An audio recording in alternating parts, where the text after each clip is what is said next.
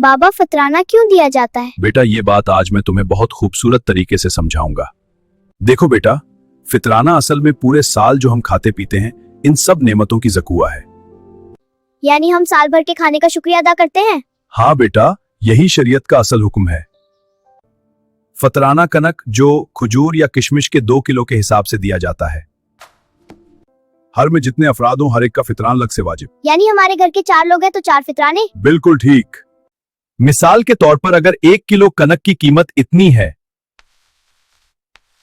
तो 2 किलो के हिसाब से हम हर फर्द का फितराना निकालते हैं। इस तरह हर घर अपना हिसाब पूरा करता है। बाबा, ये फितराना हम किसको देते हैं? हम उसे जरूरतमंदों को देते हैं बेटा।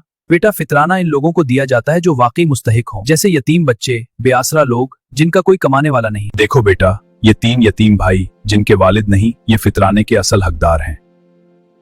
बाबा, इनको देंगे तो अल्लाह खुश होगा। बहुत खुश होगा।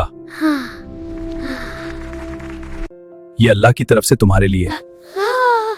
बेटा यही फितराने का मकसद है, अल्लाह का हुक्म पूरा करना। सुनो बेटा, फितराना गरीबों की मदद जरूर बनता है, लेकिन असल वजह यह कि अल्लाह ने पूरे साल की नेमतों का शुक्र अदा करने और उनकी ज़क़वा देने का हुक्म दिया है। सुनो बेटा, और ये ईद से पहले देना जरूरी है। बाबा, आज मुझे पहली बार फितराना समझ आया।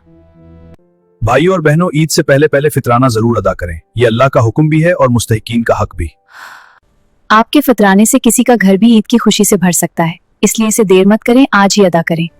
और प्लीज अगर वीडियो अच्छी लगी तो लाइक और शेयर करें ताकि ज्यादा से ज्यादा लोग ये काम समझ सकें। फैमिली, अल्लाह हाफिज।